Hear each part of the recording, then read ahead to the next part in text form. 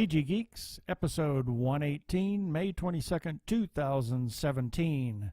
'Twas the morning after Phoenix Comicon, and the Iron Fist couldn't touch the Sensates.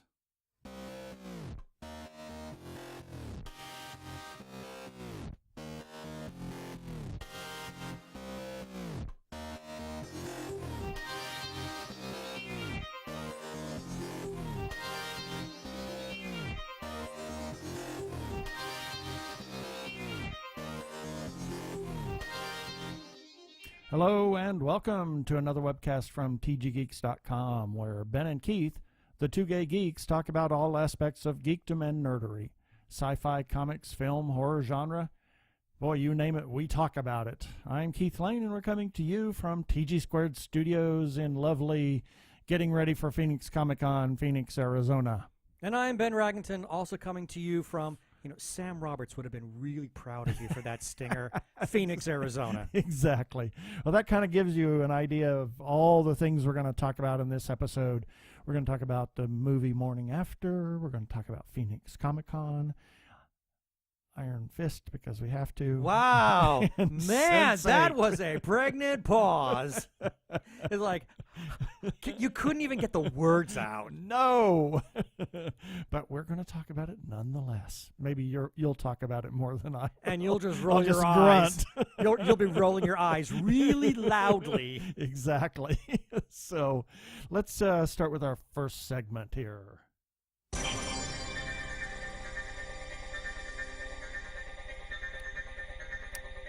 Waiting for that to fade. My God, that's so long. It is. Gee, Merry Christmas. I think Stop already. No kidding. We got the point. So Anyway. Morning After. This is a movie that we've talked about for a yeah. while now. Quite some time and now. anybody who's been to our website would see that there's always been like a little widget off to the side for that. Exactly, about Morning After, whether it was the Indiegogo campaign or the new one with the laurels from Cannes Film Festival, Right. and etc. That takes you to Patricia Chica's website, who is the director of this film. As well as its publicist. Publicist, producer, a little bit of this, a little bit of that. She's the Renaissance woman of the sorts. Yeah, I think that somebody said something. We were watching an interview last night. I was on Graham Norton, yeah.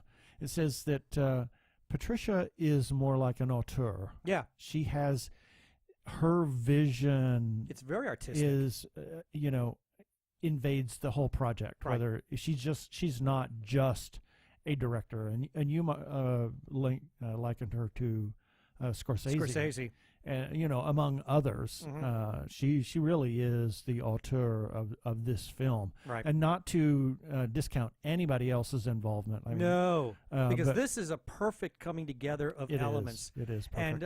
And I was reminded of the interview that we did recently with Clint and John of Copper Queen. Right. And I begged the question, the librettist, I mean... whenever you go see an opera, they're always talking about, composed by, or music by, Puccini's La Bohème or Verdi's La Traviata, and you never talk about the librettist. Exactly. And we're kind of doing the same thing here. Patricia. And who was Puccini's librettist? I have no idea. Giuseppe Giacosa. Well, of course you would know that. I have no idea. Anyway. Ask me who Wagner's librettist was. Yeah, Wagner. Wagner. Gee. There. Yeah. Anyway. But one person who, he's been getting some kind of notice, but I think he's a bit overshadowed. And that is the writer of this and also one of the stars of this movie, and that's exactly. Kristian Hodko. Kristian Hodko. And we did an interview with Kristian and Patricia way back in April. Regular Stone Age. Yeah, way back. April 8th, 2016 was our episode 67. It's a little over a year ago. Where they were really just coming together, getting ready. Well, it was released on April 8th. We had talked to them like a week or so before that when we did that interview, because we were going to release that interview the week that their campaign, the Indiegogo campaign was going to go live. So we had talked to them a couple of weeks before. So we've been involved with this thing for, Well, almost since the beginning. really long time. It actually even goes before that. Yeah. We had talked to Patricia about. Well, first, we were just interviewing Patricia Right, in general, right. and we went to her website, and she pointed out to us. She showed us just this little trailer, which was supposed to be, I guess, like a proof of concept. Right, right. For the morning after, and They that's shared that with us. I mean, it wasn't even shared with anybody at that point. Although yeah, I don't know if it was even available on her website. I don't think so I don't at know. that point. I cannot recall, but it was shared with us, and that we thought, oh, this looks like a really good movie. Yeah. Very very stylish, good storytelling, good cast. Yes. So we thought, yeah, we want to get behind this, and we expressed our interest in getting behind it right from even before then. Yep. So then And we then interviewed her. We interviewed her and Kristian. We were participated in the Indiegogo campaign. We, have done the press release. A little bit of this, a little bit of that. We did a review. We were the first to do a review. Actually, we were one of the earlier screeners for the rough cut. Right. And then some things were changed, and we got to see the item that is going to be screened at Festival de Cannes, and actually on May the 26th, which is Friday. So if you're over at Cannes. And a number of people are. In fact, Yeah. some people that we know are already there. Graham Skipper, who we know from Beyond the Gates. He's a a number of other people, Yeah, there's a number of people who are there. So if anybody is able to hear this and get the word out, check out Morning After. Yeah, and just to let you know, so we've been talking about this film, and everybody's saying, what the heck is it about? Go to the review. Go to the review, yeah. It's a coming-of-age... Of sorts, yeah. Of sorts story. But it's more. It's more than that. It's more of a discovering who you are, and that maybe the labels don't quite fit you. Right, and I think the idea of placing it in Montreal is deliberate. I mean, aside from the fact that they've lived there, but Montreal is. If you listen to the interview 67, you can hear Patricia and Kristian talk about what a liberating city Montreal really is, and that it's a city with very fluid energy. Yep. So to put Morning After in that city makes perfect sense in terms of the narrative behind it. Right. And just if you read Ben's review of the thing, and then you also look at the press release. The press release, it kind of gives you a really good sense of what the film is about. It will be playing at a number of film festivals coming up. We're just waiting to hear where it's going to be accepted. I know that it has been submitted to well over 100 film festivals at this point, and it is now submitted for Oscar consideration. Right. So it's got to go through a several number of levels. Film festivals, yeah. It's got to go through several levels of that. And I was telling somebody a few days ago that because I told them we are the associate producers on this film. Right.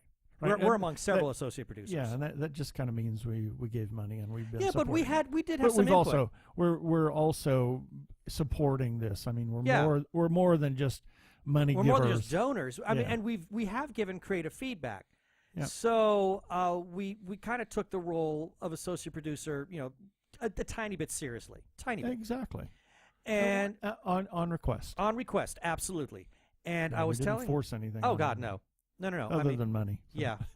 Take the money. Take the money. Yeah, please. I don't think they had any problem with that. No, not at all. But I was telling some coworkers about that and how this movie is playing at Cannes. And so, are you going to go? And I went, yeah, I'm going to fly to France. Yeah, sure. I'll take 2 weeks off and go to Cannes and spend several $1,000s. Now, exactly. But I did say that if by chance this movie does actually make Oscar consideration, and it is a nominee, we're making the drive. Yeah. Hell yeah. Even if nothing else, we have to stand on the sidelines. I know, but we're making the drive down to Hollywood. Absolutely. I mean, and we're going to be part of that party. That's all there is to it, because we are connected to this film, and both of us are terribly proud of it. And so let's talk about the writing of this movie. What were some of the things that you really dug about Kristian's script? I liked that he was very genuine and open about that, and open about all aspects of sexuality, and I thought it was refreshing to see somebody open up about that. And it was, I kind of wonder if it's maybe not his story, you know. Ooh, good point. I don't know. We didn't talk about that No. because we didn't. Never got to that point. We never got to that point, and we need to talk to Kristian and Patricia again. Absolutely. But, you know, when we talked about the film and we talked to them, it was really kind of nothing more than a concept. You know, he had a rough draft of a script. Right. But it was not set in stone. No. In fact, that proof of concept thing, very little of it actually translates into the movie. Yeah. Yeah, I agree. I think the script is beautiful. There is excellent attention that is paid to every character. I mean, there is a starring character, and that is Michael. Right. And it really is about his discovery, who he really is, what defines him, what doesn't define him, etc. Yeah. But Kristian does a very good job at making sure that everybody gets really good attention. There's equal balance. So it just between the supporting characters, he writes a beautiful, I would almost call a full spectrum. Yeah. That helps support Michael's own journey. I mean, it's so well written. Yeah, so beautifully written. And Thomas does a really good job. Thomas is amazing. Well, let's. Hey, the guy's in London now. Yeah, doing a master's degree in acting. At a very prestigious school. Yes. Very prestigious. So yeah, everybody in the film does a great job, but it's focused on him. Michael, who's played by Thomas Valliere, is it? That's a really good question. That's a very French name. It's a very French name.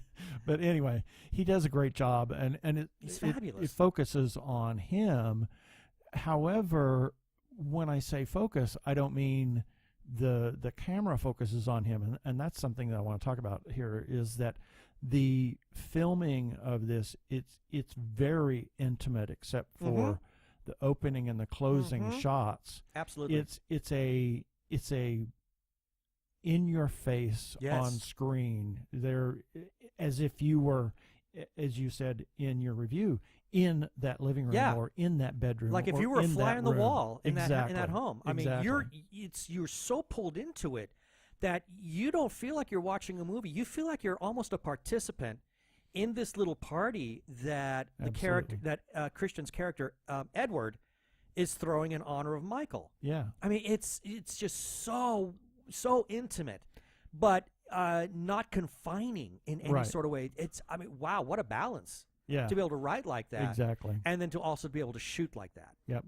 And the cinematography is great. Oh, some of the shots of Montreal are just. We don't get enough of Montreal. We don't see enough of it. We have to go to Montreal. Well, they kept telling us we need to go. Yeah. And the color palette. You had talked about the color palette, and Patricia had made some mention about the different colors that she used in certain scenes, going down through the different energy levels of each scene. And it takes you on a journey, and as you said, it takes you on Thomas's spiritual journey through this film. And it's incredible. And the message is the message is beautiful. Is beautiful, and it's something that everybody should see. Gay, straight, bi, asexual, whatever, wherever you are, no labels, because there's no some people, and I think that if we're all serious, we all have no label. That is correct. We should not be should not have labels. A label to us, right? And I think there is. I mean, it's an old idea, but a new idea. Exactly, it's a at fresh the same idea. Time. It's very fresh. It's something. It's an idea that's been around for a very, very long time, but has been kind of lost. Right. And Kristian's writing and Patricia's directing, they've helped to blow the dust off of that, and everybody's acting in it. They really just bring that idea out of the closet, so to speak, for everybody to see. It is a wonderful movie. Wherever you are in your walk of life, I really highly recommend seeing this film. It is absolutely beautiful. And once we have film festivals to talk about, we will talk about those. We'll have a list of them on the website whenever those have been released once it has been chosen and set in stone, and we can know about them. We will have a list on the website. Right, and would add again, there is the review for this film is on our website. We will have the link for that in our show notes on our website at tggeeks.com for episode 118, and the link will also be there for the press release if you want to read that as well. And there will be the link for episode 67. Yep, which was the interview with Kristian and Patricia. So check out The Morning After. Hi, I'm Patricia Chica, director, producer of Morning After. And I'm Kristian Hodko, writer and actor of Morning After. And you're listening to the Two Gay Geeks podcast. Oh, yeah.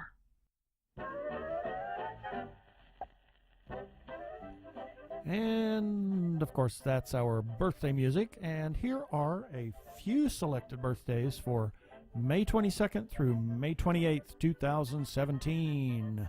May 22nd, Hergé.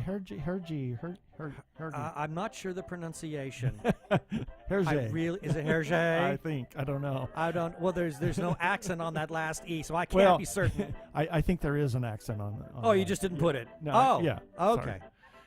So he was the author of Tintin. Yes. So, yes. I have to see that movie Adventures. Have to watch that movie again. Yeah. I really loved it. Yeah.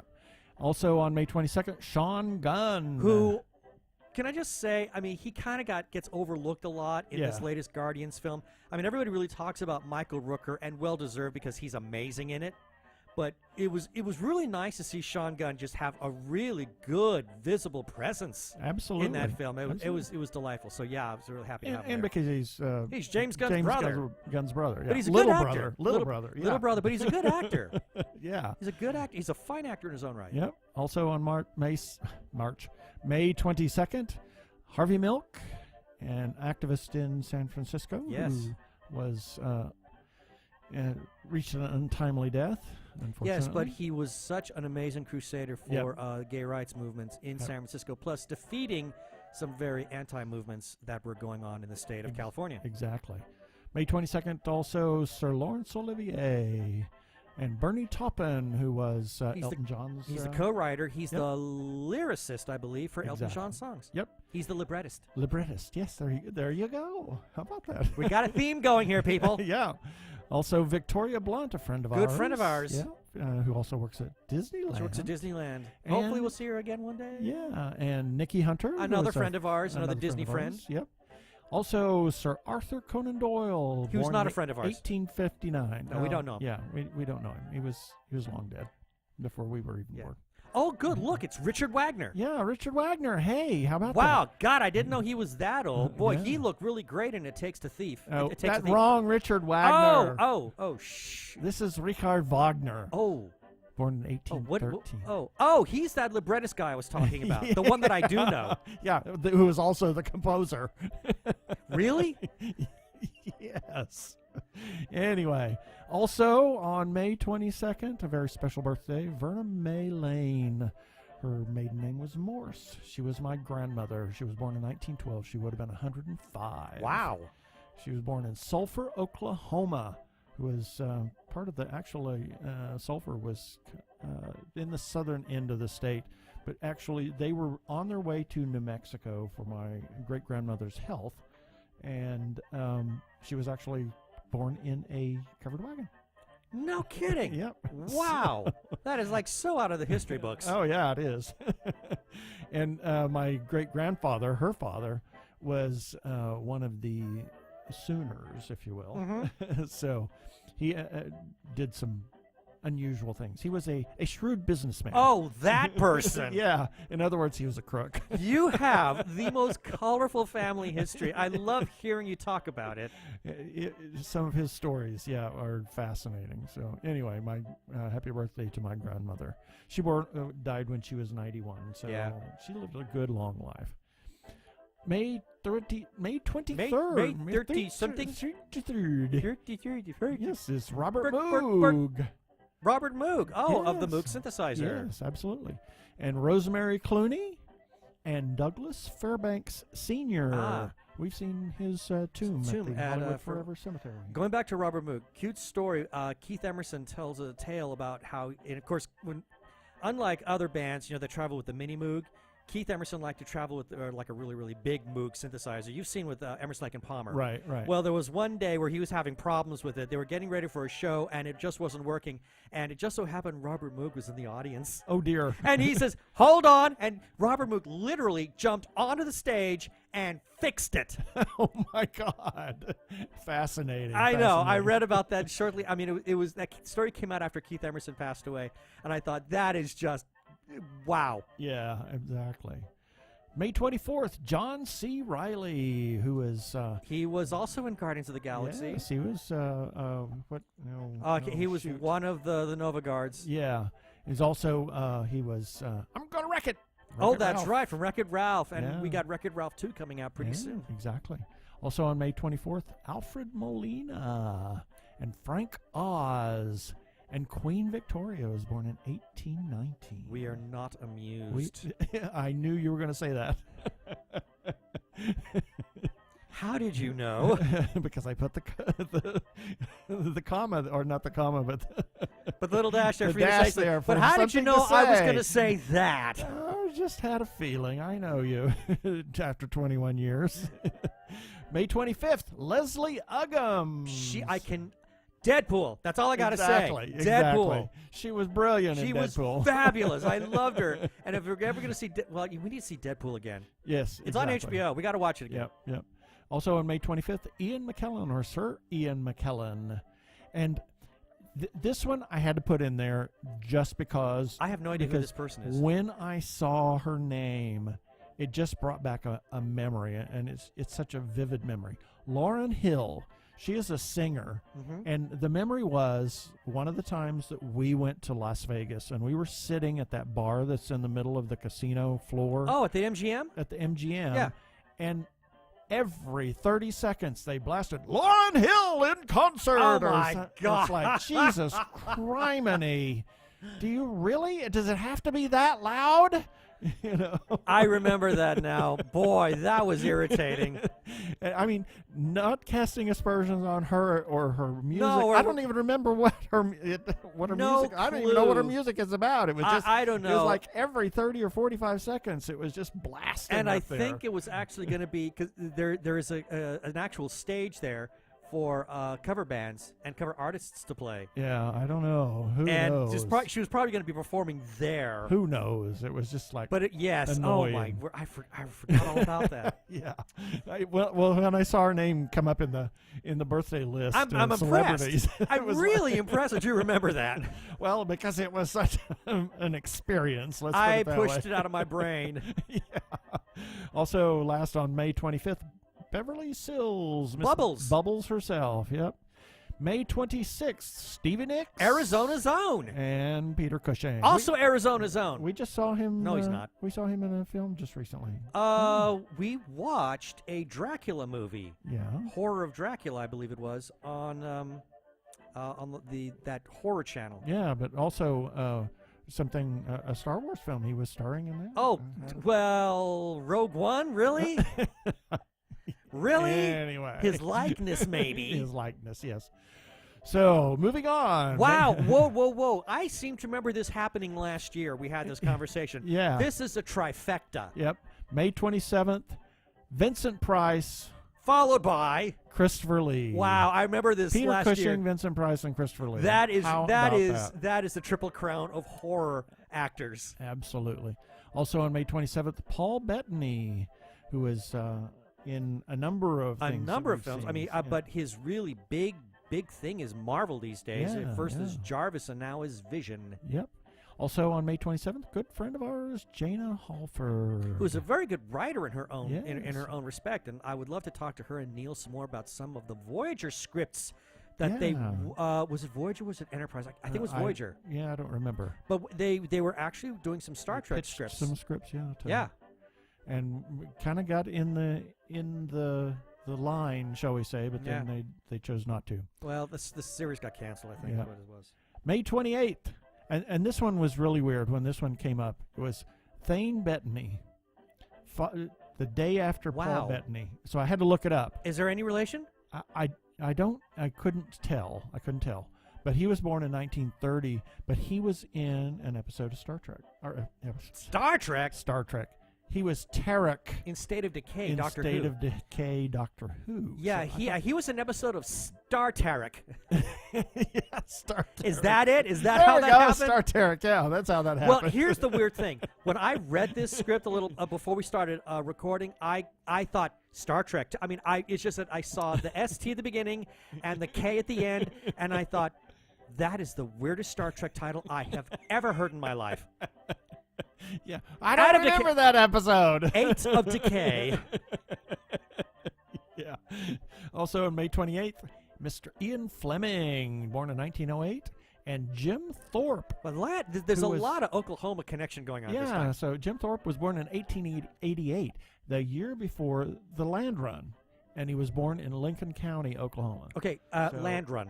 The land run, the Sooners. Oh, Yeah, the land rush, shall I we see. say. Yeah, is it land run, land rush? and what was the 18 relation again? 1889. What? The relation?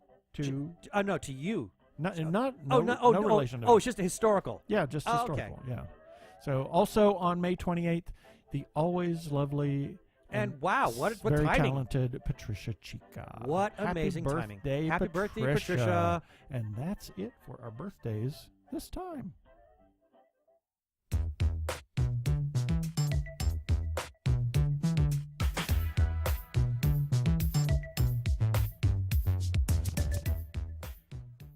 Technorama, the podcast for geeks, because geeks are better than And cool. You don't hear someone say, Get away from me, you cool person. Who's gonna have their 65-inch home theater system installed by the cool Me, squad? me. Not me. Oh, that's I'm for sorry. Sure. How much cool cred do you have? Not enough to care about. Think you'll find any canned unicorn meat at thinkcool.com? Why not? It's just a part Domain name. They don't even have roadkill in a paper cup. Oh, shit. That's why you need to I wanted start some. listening to Technorama, because that's what geeks do. Go to chuckchat.com and listen to Technorama before you turn cool. Oh, what a terrible idea, turning cool. But I thought being geek was cool.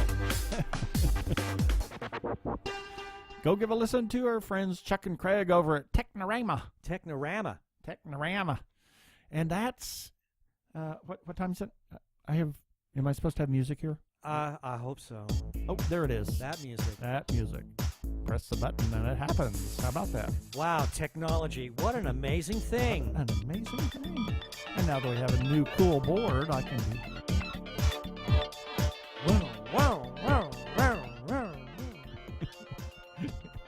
Couldn't do that before. No, Not like that.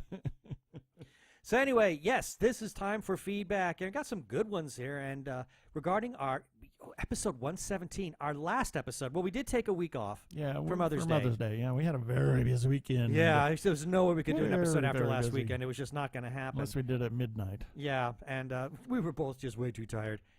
So it's hard to imagine that 117, this was the last episode, and this is where we got to interview Clint Berzoni and John De Los Santos, the composer and librettist for Copper Queen. Yeah. And Clint gives us feedback. He says, John and I had such a fun time talking about our new opera, The Copper Queen, and then he's telling all his friends, take a listen. Yeah. And I would highly recommend it because that was a fun conversation. Yeah, it was. We had a really good time. We'd actually, before the week, or what was it, the Wednesday before they were going to do the run through for the workshop, we had taken them out to dinner and sat and talked with God, them we had for a such a great couple of time. hours, and it was really great. It was They a lot are of fun. just two of the just sweetest guys around, and I look forward to them coming back to Phoenix. I really do. Be fun. It'd be a lot of fun. And then we got a message from Arkle for the same episode. And if for anybody who doesn't know, we do sometimes actually refer to another page that Arkle has about incorrect Star Trek Voyager quotes, and sometimes I try to imitate Janeway. Anyway, he says, Ben's Janeway voice sounds a lot like SF Debris' Janeway voice. Apparently, Ben also goes along with the alternate character interpretation of Janeway as an evil mad scientist who allowed herself to be, quote-unquote, stuck in the Delta Quadrant while her long-term plans for domination of the Alpha Quadrant took fruition, but just in case they failed, she couldn't be tried for her crimes. I don't share that interpretation, honestly, though in some episodes the way she acts does make one wonder. Still, I love some as Chuck's lines as parody Janeway, including such gems as, "You say potato, I say weaponized potato bombs." What? Oh, my word. And before you say anything, first of all, it's a mutant, not a monster. Second, nothing can break those chains. And third, since I only created one, if you kill it, that's technically genocide and technically suicide. Huh? Okay. Feel like gambling? I played craps against Harry yesterday. He won, so I let him keep his hands. And one of my personal favorites, Arcalads, this bit from the review for the episode Shattered, after the episode reveals that Janeway's fiancé in the Alpha Quadrant had gotten her a physical copy of Dante's Inferno as a gift. And her fiancé was named Mark, says, "Got you a book, honey. I thought about being married to you, and for some reason, picked out the story of a man who journeys through the internal torments of damnation." Laugh that quickly descends into crying. "Why couldn't you have just blackmailed me for money?" And then a follow-up from Janeway. "You couldn't put a price on those pecs. Now, slap my ass like you mean it this time."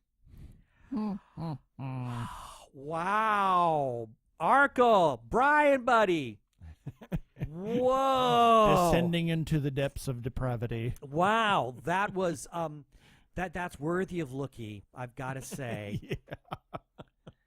Moving right along, and this is in regards to the article that, or press release that we've posted on Mirai, a fun time travel adventure into Japanese culture. We got a little bit of feedback again from the creator, author, writer of that, and good friend of ours, Hamish Downey, and he simply adds, "Thank you very much for sharing." Well, Hamish, we're so pleased that we could. Yeah. And then because there was no episode last week, we did post a little article saying, "Hey, no episode," and got some comments from that, of all things. From Hamish again, "Hope you both have a wonderful day." And then from Tom Alred Gulbranson, "Hope you guys have a wonderful day too." Well, we did have a wonderful day, but more importantly, my mother had a very wonderful day. Yeah. Although wonderful weekend. Yes. But I look at that, I'm thinking, maybe we should make more time off because that got comments. Exactly. Not. And then lastly, as we alluded, or not alluded to, but made reference to earlier, there is a review for the movie Morning After. And first comment came from the director herself, Patricia Chica, and she simply writes, "Oh my God, the first review of Morning After just came out and it made me cry. Ben Raggington, the film critic, just got it. Thank you so much, TG Geeks. Love." Now, I did read elsewhere, Patricia was at, there was a panel at Cannes about financing for Right. films. And it's a very important one, and she's sitting in the audience, or sitting in the crowd, and she just pulls this up on, pulls the review up on her smartphone. I guess she got the notification for it and started reading it, and it made her cry. So Yeah, she said she had to wipe away tears in the middle of all these people. yeah, she didn't want them to get the wrong idea or something like that. So I was like touched by that, seriously. And then there was a follow-up to her comment from somebody named Morag Budgeon, who wrote, "What a wonderful and thoughtful review. Made me so proud of you, Patricia." And I had to add, and let's not forget Kristian's amazing script, which is true, Absolutely. because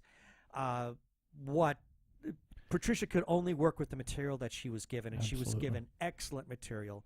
That's how come she was able to direct and create a beautiful film.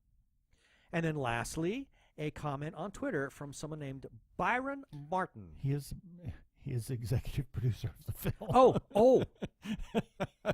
Okay, then. Yes, Byron. And he wrote, "Thank you, T. Geeks, for a great Morning After review." And, of course, he tagged Patricia, he tagged Cannes, and he tagged the production company Creative Mind Group. And they are the ones that selected Morning After for the Cannes Film Oh, they Festival. are? Yes. Ah, Creative there you Mind are Group. then. Yep.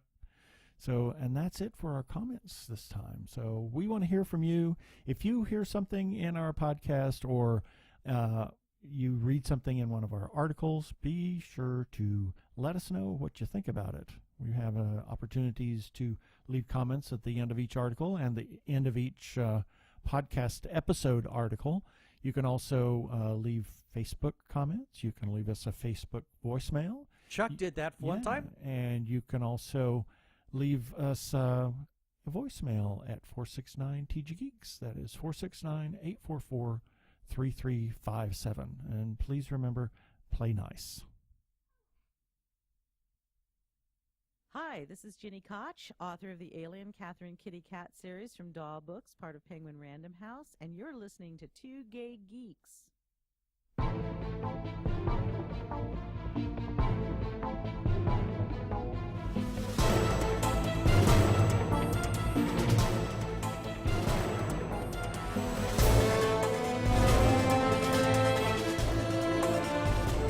Somebody's having too much fun with the new toy.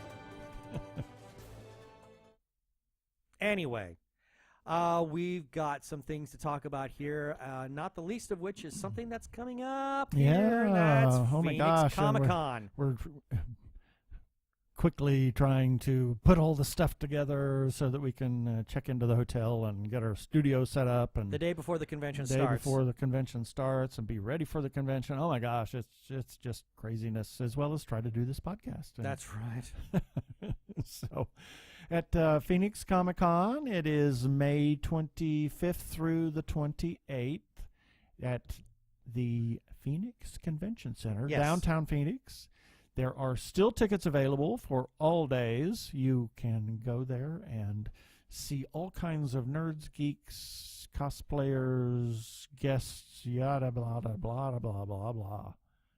It is a Nerd Fest Deluxe. Oh, absolutely. Absolutely. And I would say that I think out of the conventions that I've read about and heard about, this is the one of the greatest things about Phoenix Comicon is that everybody is welcome. Absolutely. It's really a great time.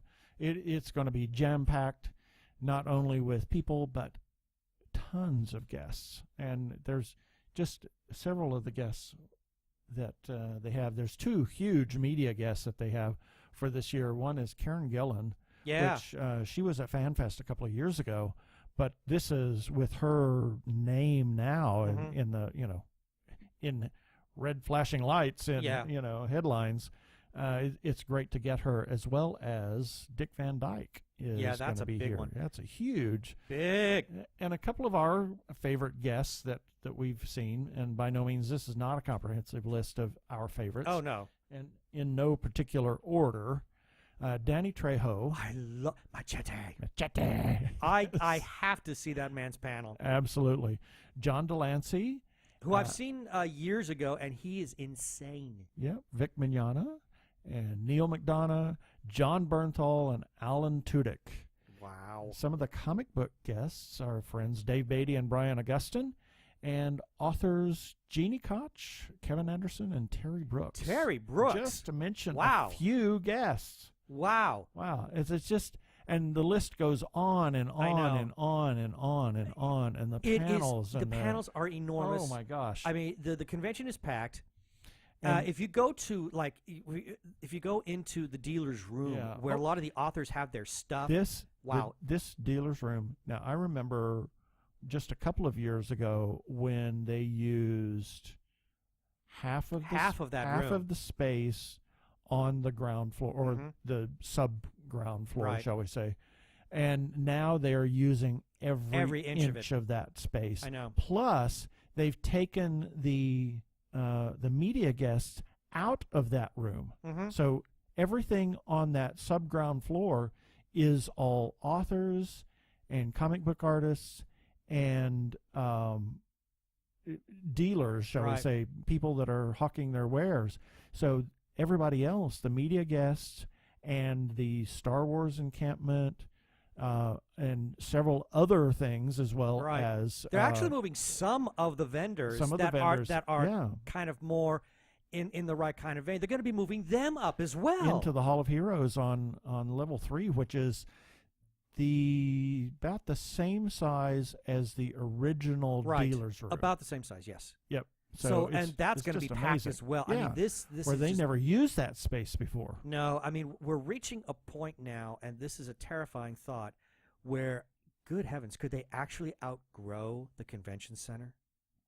Well, not really. Not entirely, but they may They have could outgrow the one side of the convention. They could center. outgrow the one side. You know, they may have to start using the old convention center again yeah, too. Yeah, you never know. I mean, that might have to be some spillover and use that facility as well. I mean, it's all part of the same thing. Exactly. Just who wants to walk out in that summer heat? Though? Exactly. Ugh.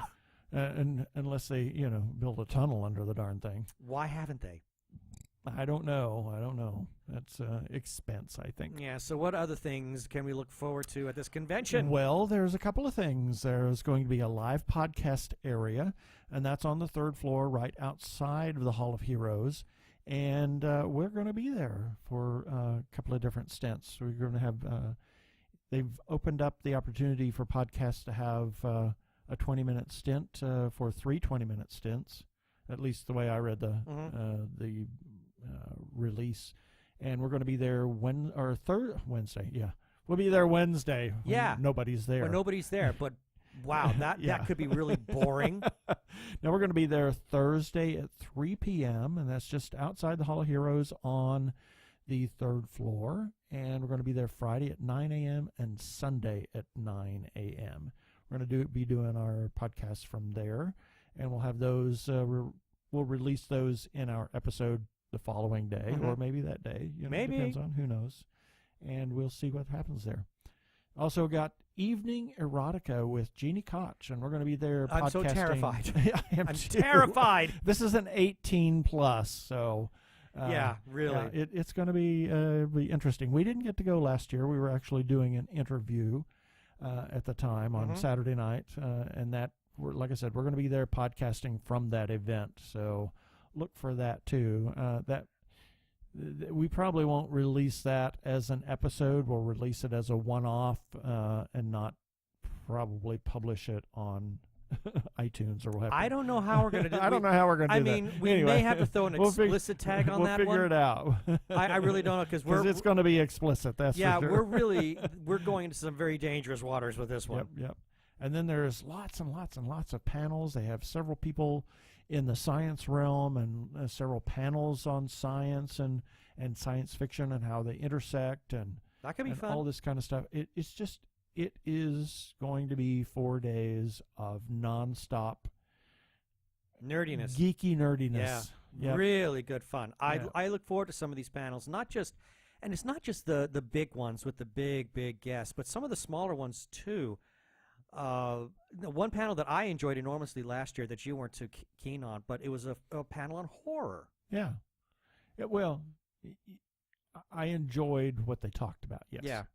But on the flip side, there was a Doctor Strange panel that I was just not interested in, but you found that fascinating. I found it fascinating. I because hate I didn't it. know anything about Doctor Strange. And I utterly hated it.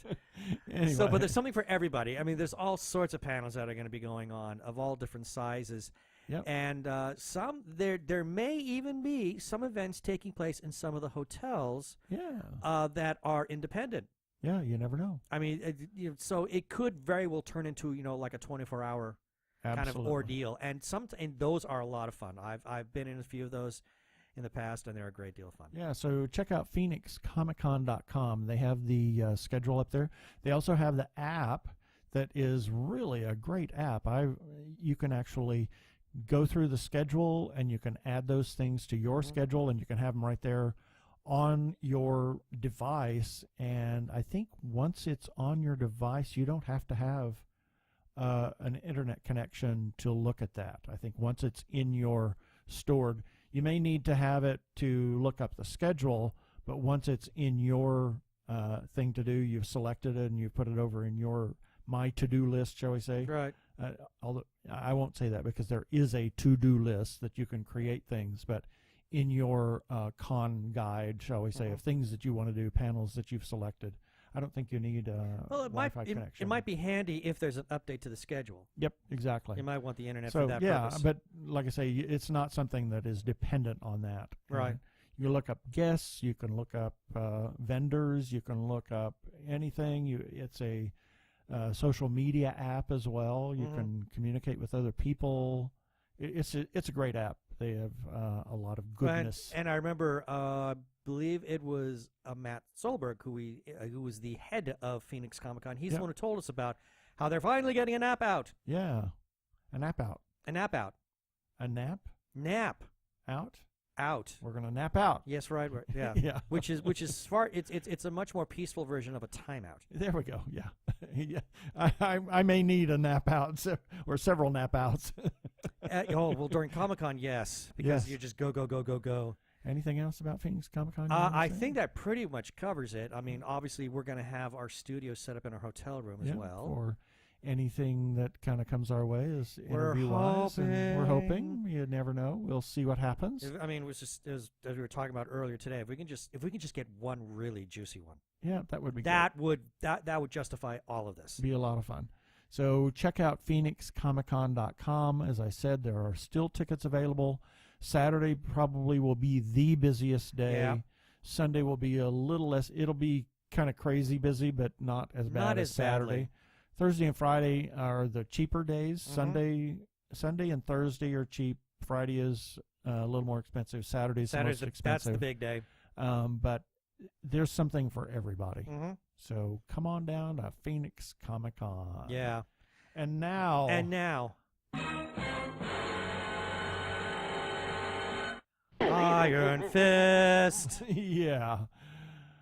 Oh dear. Oh dear. Where do we start? Okay, let's start way back. We started watching this right after the series dropped. Yep. And we got about 4 episodes in, and we couldn't watch any more. Yeah. It was just. It was hideous. I wanted to like it. I was really willing to would like like it. I was waiting to like it. Yes. It was like, oh please, because.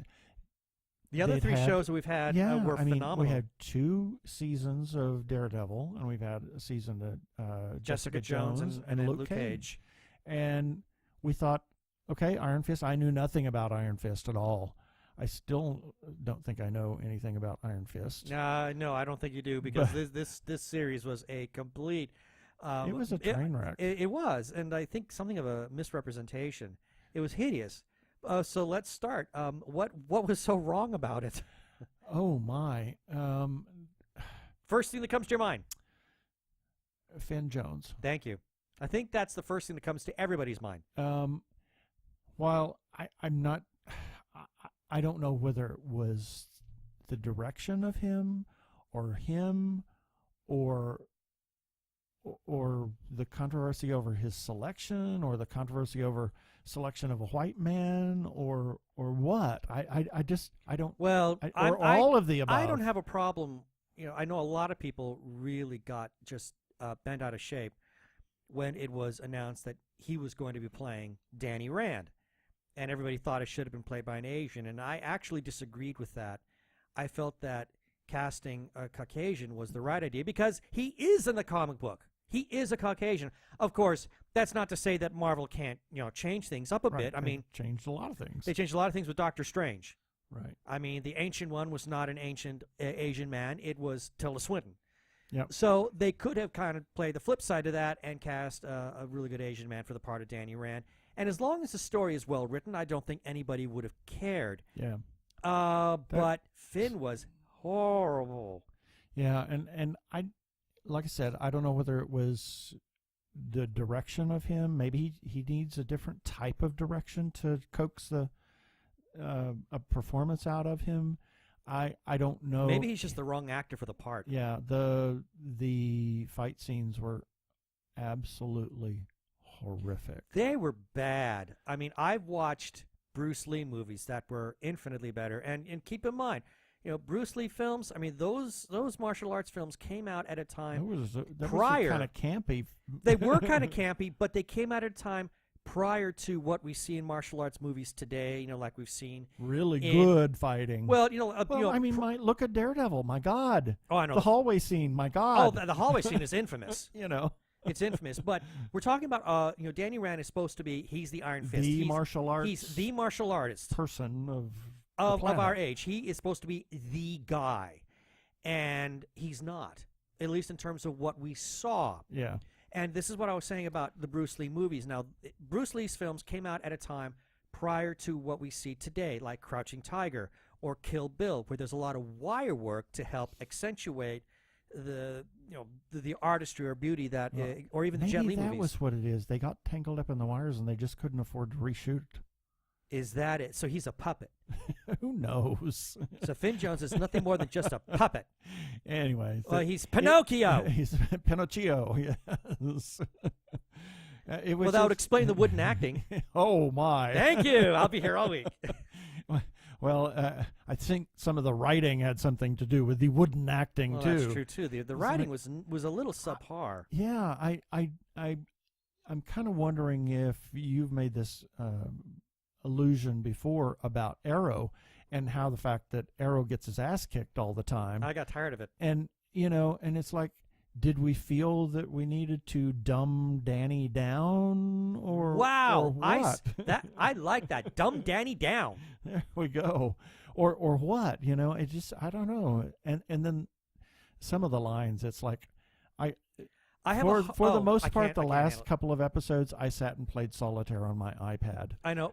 We watched them because we had to. Yeah, and Because we know and that I would they hear will, a line and I was thinking, did they really just say that? Yeah. And we had to watch it all the way through because we keep hearing that the end of Iron Fist will play directly into Defenders. Yeah. So enough bashing. What good about it did you find? I like Colleen Wang. Yeah, she was good. I liked her. Yep. And of course we have our favorite night nurse back. Of course. Oh yeah, she was great. I love her. Yep, Claire was great. And one person that I really like, I love Madame Gao. Oh, I do too. She's just She is so evil, but she plays it so beautifully. yeah. I love her character. And David Wenham was just so he was that evil that you love to hate. Right.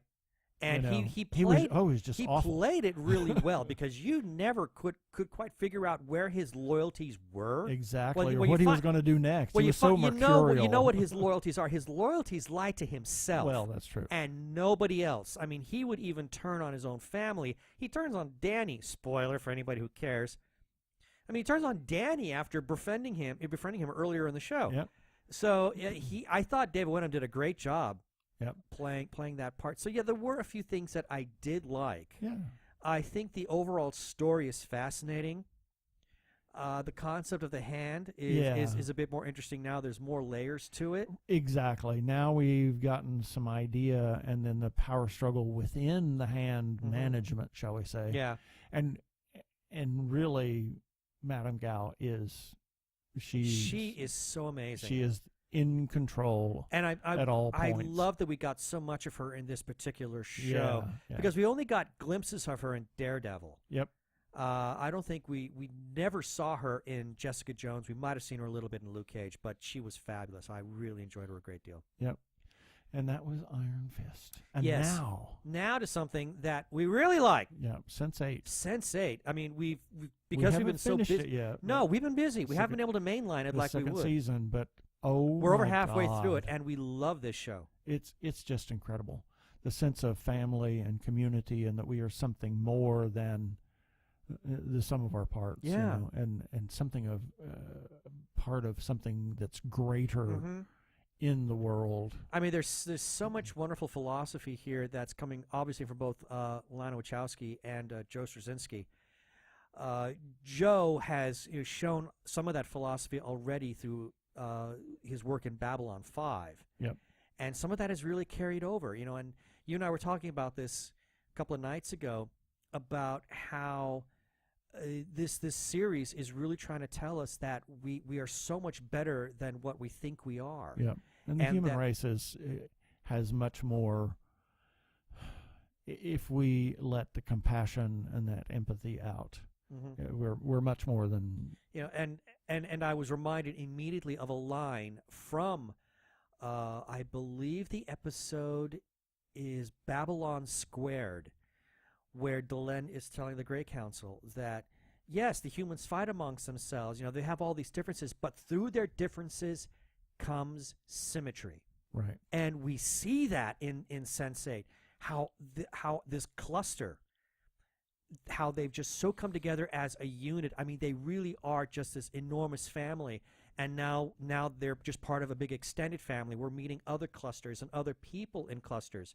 One that I love is Old Man Hoy. Yes. I love him. Sylvester McCoy. Is Mr. Hoy. He's Mr. Hoy. I think he's fantastic. McCoy is Hoy. Okay, I really wanted to avoid that. Thank you. Well, I brought it right there. Yes, you did. But the show is just fantastic, and there is such human beauty in it, and such celebration. Yeah. I mean, we got to see the one episode. Well, there were several episodes where we see celebration. One of them, I mean, there was the gay pride in Sao Paulo. Yeah, Sao Paulo. But the one that I think I loved the most this season was actually the disco, the rave. Yeah, yeah. Where Riley is the DJ. Yep. And you see the entire cluster there in celebration. And you almost makes you wish that you could be part of that. Exactly. To be part, to have that sense of belonging, to have that, because we live in a society where we've learned to isolate ourselves. Yep. And Sense8 teaches us not to do that. It teaches us that we are a big family, that we are a big community, and we need to do come that together in love. Yeah, break down the barriers. No labels. No labels, exactly. We've just come full circle. Exactly. So that's kind of it. We want you to check out some of our follow-up items we have here. Check out our calendar on the website. If you have a birthday event, a con, or a film festival, let us know, and be sure and support independent creators. We are huge supporters of independent creators. Morning After is a perfect example. Whether it's filmmaker, comic book artists, writers, regular, just plain artists, there's some great talent out there that doesn't always get the limelight. So if you see somebody doing a crowdfunding campaign of some kind, whether it's Indiegogo or Kickstarter or GoFundMe even, please consider supporting their cause or whatever it is that they are doing. You can be involved sometimes for as little as $1, and you never know, you might be big part of something much greater. Yes, Support true. independent creators. Phoenix Comicon. We'll talk about it again. And May again. 25th. And again. And again. Yep. And again. We'll have several. We're going to try to release an episode every day during the con and then the Monday after the con. So check it out. May 25th through 28th, downtown Phoenix, Memorial Day weekend. There's still tickets available, and they've announced that Phoenix Comicon Fan Fest is going to be back in Phoenix on November 11th and 12th. There's more info to come after Phoenix Comicon. Yes. Arizona Opera is going to present Hercules versus the Vampires. They're going to have a booth at Phoenix Comicon about that. I can't wait to see it. We've heard spoilers about it. It sounds like it's going to be great. Yeah, and we're also doing OperaCon on October 21st, which is one of the nights of Hercules versus the Vampires. There's more information to come about that, so check it out. Special shout out to Doctor Who Talking Who. They publish the Doctor Who Fancast Guide that republishes our stories on a very regular basis these days. And you can find the Fancast Guide by finding them on Twitter. They are at Talking Who. Earlier, you heard epic feedback from Epic Arkle. That's his new name, Epic Arkle. I want to call him Epic Arkle. Yes. Epic Arkle. Epic Arkle. Petito. I had to go there. Potato. Epic Arkle. That's his new name now.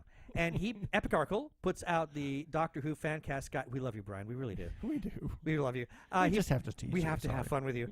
But he puts out the Doctor Who Fancast Guide that also... No, he doesn't. No, he doesn't. He publishes the Epic Arkle Times Post-Dispatch News. I got so stuck on that. I'm sorry. Can't read. I didn't scroll the script. Oops. I was reading the wrong bullet point. What can I say? But he puts out the Epic Arkle Times. See what you got me doing now? It's the Arkle Times Post-Dispatch News, and it republishes our stories plus a lot of stories that came out during the day. Yeah. And you can find it by finding Nazi Punching Scald. That is his identity on the Twitters. And his handle is @Arkle. And you have to go pick up Epic Arkle. Yes. Epic Arkle. Epic Arkle, yes. There we go. Then we can say you really yeah, are Brian, you Epic really Arkle. need to pick up Epic Arkle. You really do. You gotta take that. Yeah. And he also publishes the incorrect Star Trek Voyager quotes on Tumblr. And oh my God, it's a Janeway quote, and it's a doozy.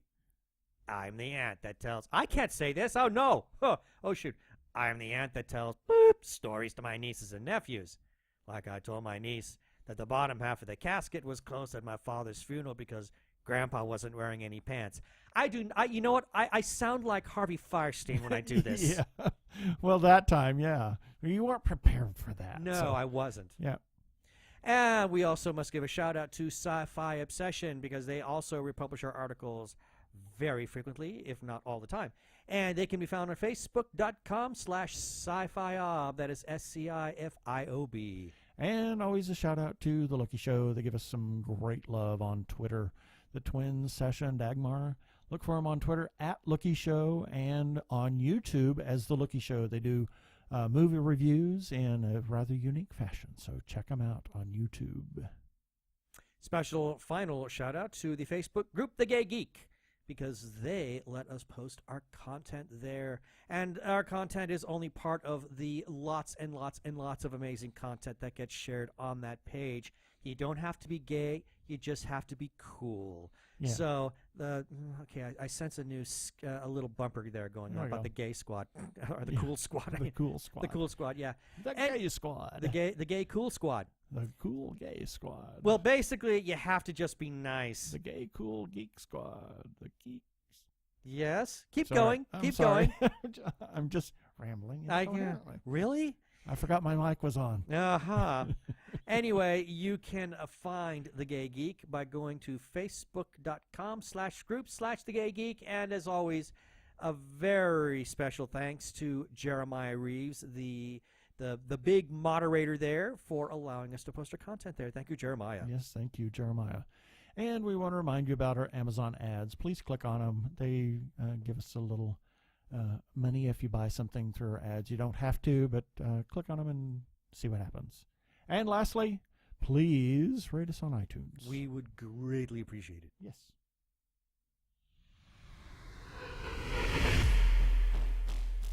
Well, I won't say up next week. I'll say up next time. Yes. And it'll probably be, we might have, you never know, we might have an episode on Thursday morning. It's very possible. We have no because- idea what's going to happen yeah, Wednesday night. Yeah, we don't have any clue. But No. check it out. We're going to try to release an episode. We won't have all of the accoutrements, like birthdays, etc. No. It's just going to be whatever we come up with. It had a head and tail to it, and interview publish it. or whatever, and publish it. And there we go. So check it out.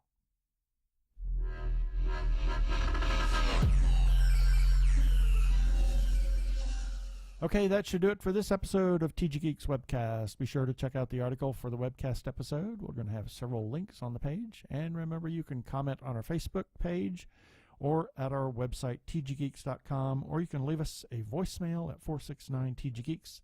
That is 469-844-3357. From TG Squared Studios, I am Keith Lane. Thanks for listening. I bid you peace. Cheers.